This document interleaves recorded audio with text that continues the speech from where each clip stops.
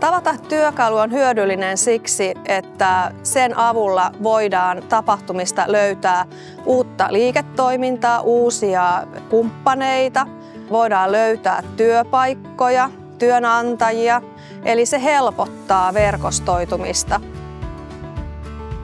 Tavata tekee asioista suunnitelmallista. Ei ole satunnaisia kohtaamisia, vaan nimenomaan suunniteltuja, mietittyjä, tehokkaita tapaamisia.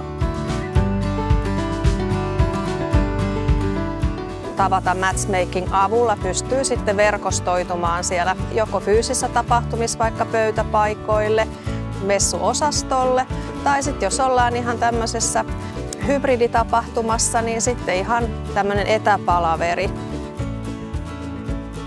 Tavatan toimintaa ohjaavat arvot on asiakaslähtöisyys, vastuullisuus, luotettavuus.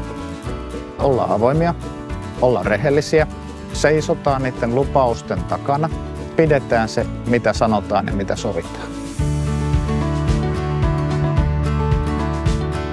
Parempaa asiakastyytyväisyyttä tapahtumassa, enemmän onnistuneita kohtaamisia, tuloksekkuutta ja sitä kautta sitä jatkuvuutta sitten. Eli tietysti meidän tavoitteena on se, että meidän asiakkaiden asiakkaat saavat enemmän liikevaihtoa, uusia työpaikkoja tai mitä ikinä sen tapahtuman tai verkostoitumisen tarkoituksena sitten onkaan.